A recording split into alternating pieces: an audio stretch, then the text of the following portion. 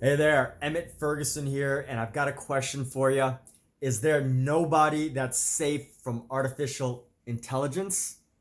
That's a big question. Hollywood just had a massive strike over this because studios want to use artificial intelligence to take over the role of actors. More so smaller actors, but also, the actors that are mid to high level, they got to have those protections in place so that studios don't just steal their likeness for eternity. And we've got rideshare companies, grocery stores, fast food chains that are taking over. And if you're watching this video, you're probably a figurative artist or a digital artist or some other type of artist, and you've probably had the experience or thought of, is AI going to take over the art world?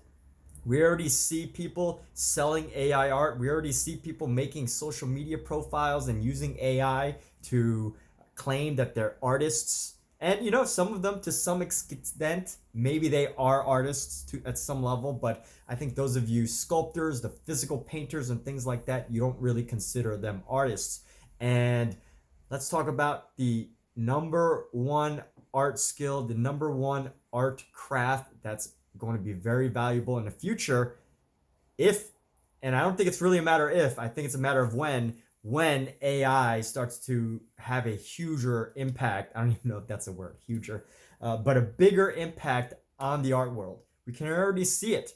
We can already see people using AI to steal designs because we know how AI works. AI basically scans the internet and it has to scan other people's designs, and then they compile it together into some fascinating painting. Now, I'm not gonna lie, AI does some incredible, fascinating work. There's still some improvements to be made, like with hands. As you can tell, these are good hands, so I'm not AI right now.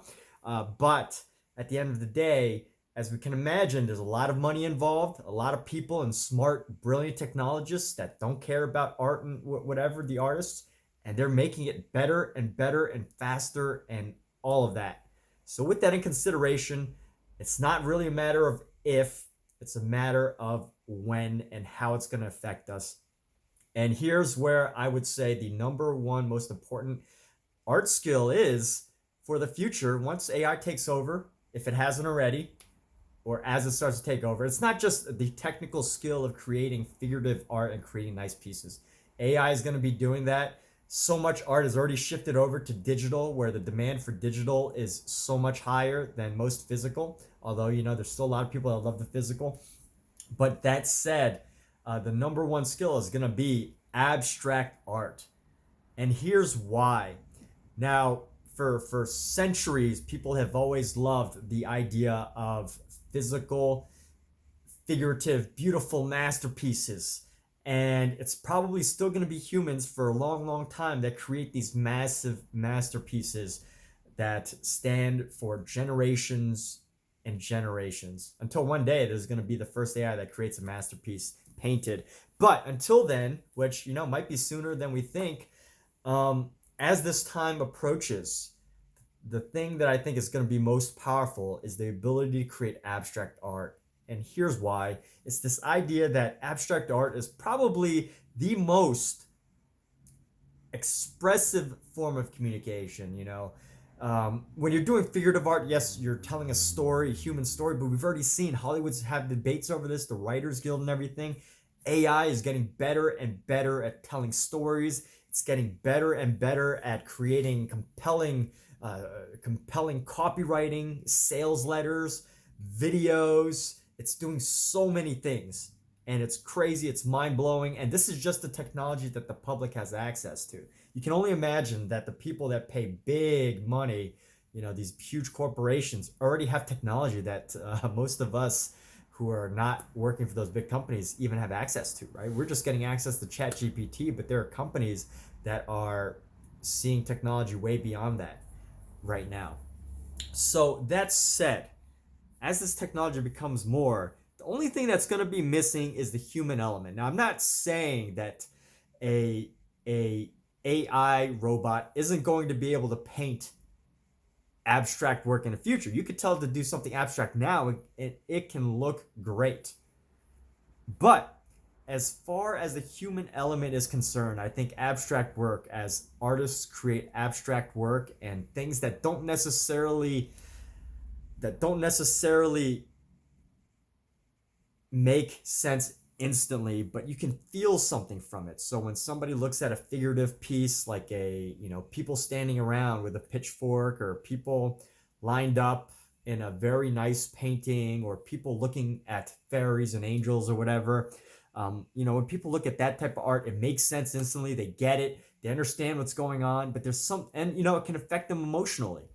But at some level, I think AI is going to be able to create even more masterful pieces than ever. And of course, we're going to have our physical creators of masterpieces. But at the end of the day, when it comes to abstract art, the thing that AI will take much longer to have, maybe, hopefully, never, but who knows what can happen, is the actual emotion, the real emotion. I mean, we have movies about it, but the real emotion of a physical human person, the consciousness, the experience, the expression, that is something that AI can never have, and it can only copy from another. So there's a powerful thing that humanity has that AI is not going to be able to capture, and that is the life that happens in abstract work. And some abstract work might not be super lively, right? Something as simple as a black square that sells for millions of dollars.